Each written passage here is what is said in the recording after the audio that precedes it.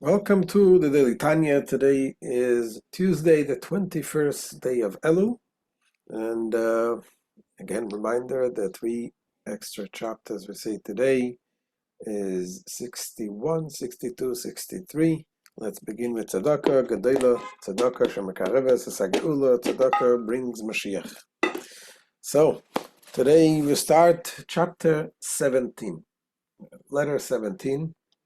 Again, a letter that the Alter Rebbe writes about tzedakah and about the ultimate reward for tzedakah. So, as we mentioned many times, the letters that is written, collected here in the Igeret Hakodesh, this part of the Tanya, is not in chronological order. The Alter Rebbe's sons collected these letters and put them together. And we do see connections between the previous letter and the letter we are reading today. In letter 16, as you remember, yesterday we spoke about the to give when a person does not have the resources, does not have the means. And we gave 5 reasons why it is important to give. And one of the reasons we mentioned was about when you give and you bring out and you arouse your compassion, this triggers the compassion from above. And this letter, the Alter Rebbe focuses on this and broadens the idea. He takes it to the next level. He explains how the reward that we have for the tzedakah, we have the fruits of the reward and we have the principle of the reward. It says that there is those of the things that Adam Oichel Peraseyim B'Olam Hazeh, you eat the fruit in this world, Ve'akeren, the principle, L'Olam Haba, is in the world to come. The fruits is something that we are able to enjoy in this world, in health, in good parnasa, livelihood, and to have children, and nachas from the children, and so on. What is the principle? The principle that the Rebbe here explains, it is the godly revelation that we will have in the world to come. And when we're saying the world to come, it's not just the Gan Eden, not only the world when we move on after the 120 years in this world, but we're talking about the ultimate future. The ultimate future is right here, by the resurrection of the dead. You see, all the great tzaddikim, the holy people, they're waiting for thousands of years up in Gan Eden, in heaven. And there they constantly go up higher and higher in their levels of enjoyment and enjoyment from connecting and perceiving the godliness. But yet, they all will come back down here. And Alter Rebbe will explain, because there is the ultimate revelation of godliness. The world, the heaven, is not a place where it is fitting to receive this endless, this infinite light. Only after the resurrection of the dead, Hashem will make it happen over here. And that is through the mitzvah of tzedakah. Let's see inside what Alter Rebbe says.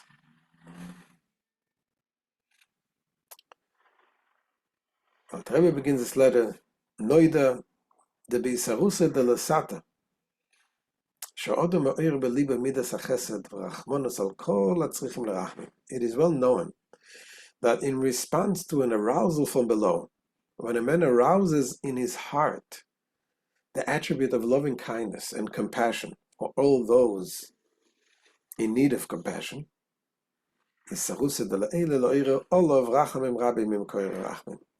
there comes an arousal from above that arouses great compassion upon him from the source of compassion. So whatever we do triggers a similar thing. When we arouse within ourselves compassion to those who need compassion, it triggers an arousal from above, compassion upon us, and that is mimekoira rachmi, from the source of compassion, which is Hashem Himself. And what does it bring? Says the Alter Rebbe, it brings us the fruit in this world and the principle in the next world, the world to come. That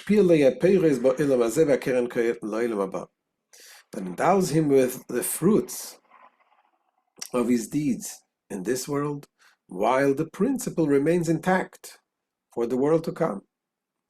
Just like a tree and its fruit. The fruit, you ripe the fruit, you're able to enjoy the fruit, but it doesn't take away from the tree itself and the ability of the tree to give endlessly. Pirush, continues the Alter Rebbe and explains. This means that the fruit refers to the flow of benevolence, which is bestowed by the source of compassion and the fountain of life, blessed be He. And this flow goes down from the spiritual level of godliness all the way down to until it develops into the physical blessings.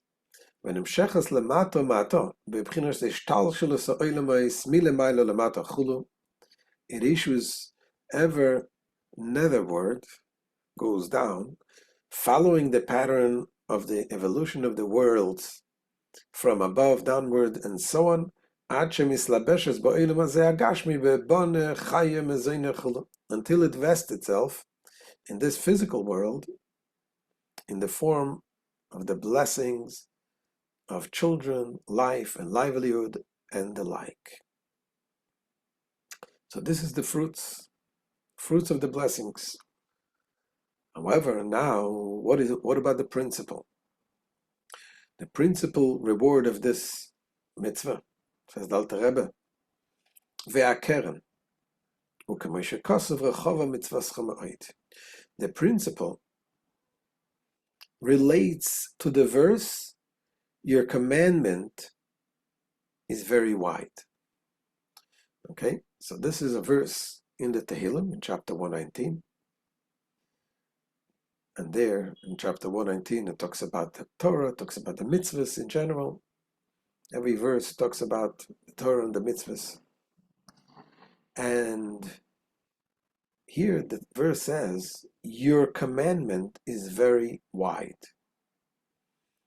So the Alter Rebbe is asking over here a number of questions. Number one, you want to talk about the commandment. Why do you say in a singular commandment? You want to talk about the mitzvahs, you should say commandments, mitzvah in plural. The other question is, what does it mean it's very wide? What kind of an expression is it, it's very wide? You can say the commandment is great, it's big, it's well, what's the idea of wide? And also, what does it mean very wide? Mitzvah me'od, it is very wide. So the Alter Rebbe says here the questions. Now it should have said your commandments mitzvah in the plural. The term wide is also puzzling. What does it mean? So the Alter Rebbe now is going to focus on the first question. Why is it mitzvascha in singular, not mitzvah plural? Talking about the commandment. And the Alter Rebbe is going to explain, when we're saying your commandment, we refer to that particular commandment of tzedakah, charity. Because charity is really God's commandments. What does it mean? Everything is God's commandment. But the charity is a commandment, that something that God Himself constantly does. Whatever God does, He gives life on a constant basis. That is charity. Definition of the charity is when you give something of yourself to someone who doesn't have, doesn't deserve, it's just a giving out of your kindness, out of your goodness. That is what God constantly does. He constantly gives us. He constantly revives the world every moment. So when we're saying your commandment, the commandment is that what you do constantly. This is the mitzvah of tzedakah. And that mitzvah is very wide, as we'll explain later. However, the choice of the singular form of your commandment alludes to the mitzvah of tzedakah, which is truly God's mitzvah, the mitzvah that he performs himself. And again, of course, as it says, God does all the mitzvahs in one way or another. God puts on tefillin, but it's a different form of tefillin, obviously. Every mitzvah we do, God does also. But here, this mitzvah, this commandment, is something that God does by himself, meaning it is the mitzvah that God constantly does. So this is what the Alter Rebbe says here. Elo mitzvascha daikei mitzvas hatzedakah she mitzvas Hashem mamash. However, the choice of the singular form, your commandment, alludes to the mitzvah of tzedakah, which is truly God's mitzvah, the mitzvah he performs himself. Which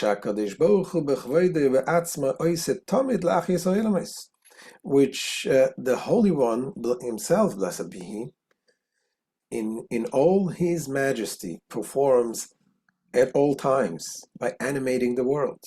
That is the tzedakah. He constantly animates the world. Continues the Alter Rebbe and says that this is what Hashem will do in the future in a much greater way. He animates the world now in a filtered, limited way. But in the future, that will be done in a greater way. It will be revealed much greater. We will be more vessels to be able to receive that revelation. And will do so in the future with exceeding magnitude and intensity. It is likewise written, and they shall observe the path of God to do tzedakah. Meaning that tzedakah is here described as God's path. So what does it mean, God's path? It says just like a path is a place where you walk through, it is a place you travel from city to city. The same thing is the tzedakah, the path which God uses to travel, to bring his holy light to us from the top to the bottom. Metaphorically speaking, like a road on which one travels from one town to another,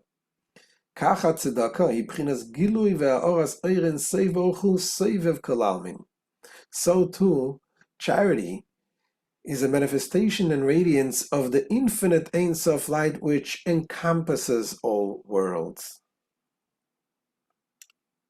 That light we mentioned in the past many times.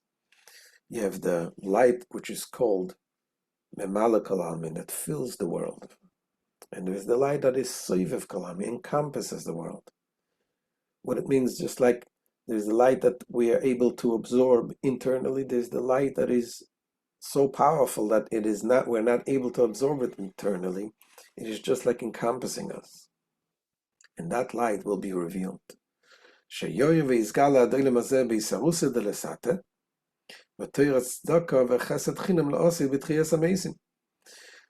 that light will radiate and become manifest in the future at the time of the resurrection of the dead, even to this world. And that is in response to the arousal initiated by mortals from below, as expressed in charity and gratuitous kindness.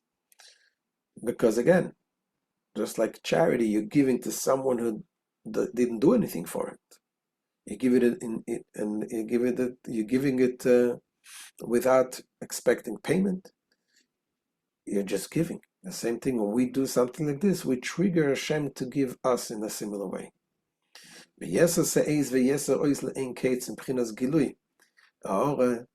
And this light that we'll have in the future is with magnitude and force infinitely exceeding the state in which the radiation is manifested in the lower and higher levels of Gan Eden.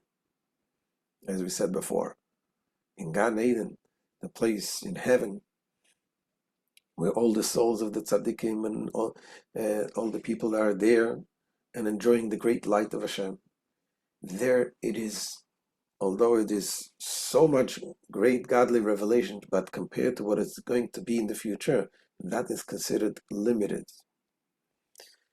And the proof is, because the fact, the Torah tells us that will be all these tzaddikim that spend thousands of years there in Gan Eden, they ultimately will come back down here by the resurrection of the dead.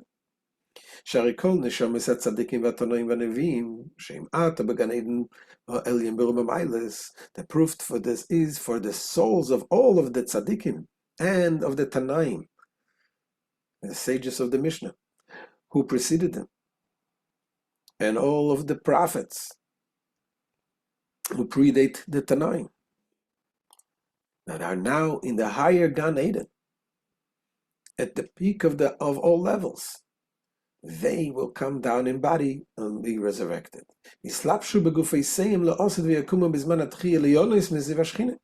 will become vested in their bodies in the time to come, and will arise at the time of resurrection to derive pleasure from the splendor of the Shekhinah, which will then radiate in this world to the souls as they are vested within their bodies.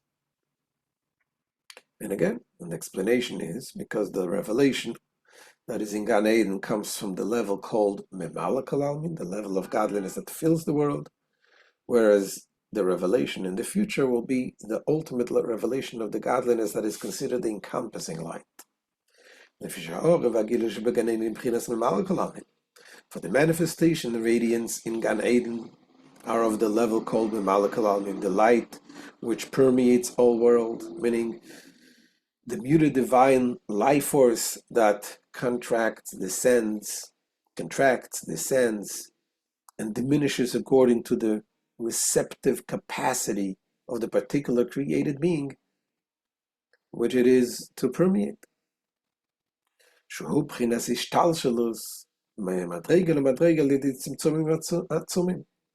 This diminishment of the divine life force is an progression from one rank to another by means of immense contractions. And Alter Rebbe is going to continue to explain that this is what our sages say, that the world to come was created with the letter Yud. The letter Yud, all of the worlds are created with letters. The letter Yud is just a dot. It means it takes about everything contracted into a dot. And that letter Yud represents a level of Chachma, which everything is included in that, which means everything in the world to come comes from the contraction.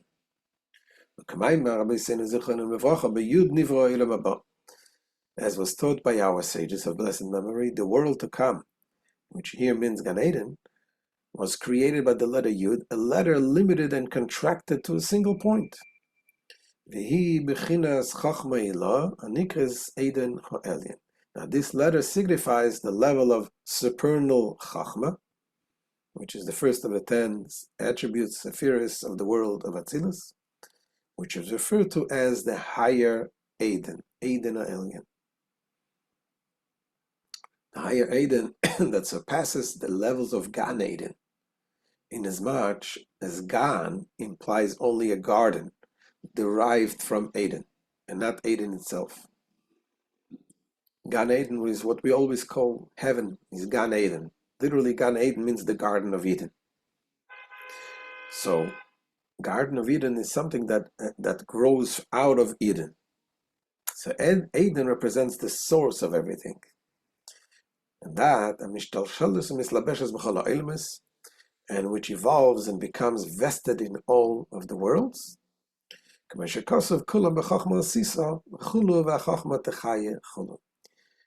As it is written, you have made them all with Chachma, with wisdom, meaning all created beings derive from the Sephir of Chachma. It is likewise written, and Chachma animates, again indicating that the Sephir of Chachma animates all the worlds. Now in the Gan Eden, there the grasping of the neshamas, each neshama according to its level. In Gan Eden, it is manifestly comprehensible to each according to his measure. While the life force that emanates from Chachma is concealed from all other worlds, it is manifest in Gan Eden, so that the souls there are able to apprehend the essence of divinity. For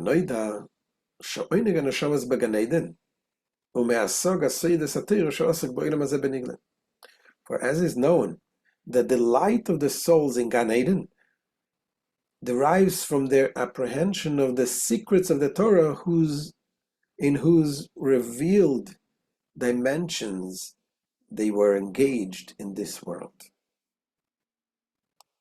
So that what was secret in this world is revealed in Gan Eden. This is one way of understanding this, is the secrets of the world, of the Seidos of the Torah, the secrets of the Torah we study here, then we'll learn the secrets of the Torah here, then in Gan Eden we're able to understand it, to appreciate this. And another way of explaining it, the way Rabbi Steinsaltz also explains this, he says when we study the Torah, in the revealed part of the Torah, we understand the revealed part of the Torah in a very perfect way. We're talking about the shorsh and nogach hasapara, a bull that gores a cow, and so on. We understand those concepts. When we understand those concepts, then each of these teachings, each of these laws, they have deeper meanings, which originate in the higher spiritual levels, and in Gan Eden we're able to appreciate those higher spiritual secrets of the Torah. Hakodesh, as discussed in the sacred Zohar, the Parsha Shlach,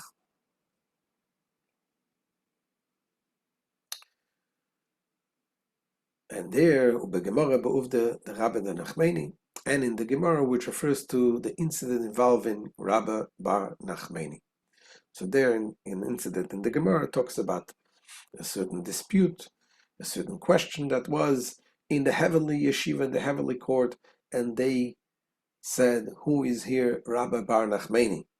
Rabbi Bar Nachmani was living in the physical world, and they wanted to hear what he says here in this physical world, because by understanding the laws here in the physical world, it connects to the very ultimate, the ultimate ruling, the way Hashem rules that Torah, because what we study here in this physical world reflects the deeper secrets, and that way is revealed in the world to come. So all of this is only the revelation of that light which is called Memale Kol Almin, that world which that light that permeates all worlds. But in the coming of Mashiach, after the resurrection of the dead, we will live in a whole different world, and that in that world we'll be more refined. We'll be refined human beings, refined creatures, and we'll be able to perceive godliness in a much greater way. And that is called the level of Sovev Kol Almin, the encompassing light. The manifestation of radiance at the time of resurrection, however, will be from the level of Sovev Kol Almin, she'einu b'bchinas tzimtzum v'shiyur u'gvul ela bli gvul v'tachlis, which is not in a state of contraction, measure, and limit, but is limitless and endless. The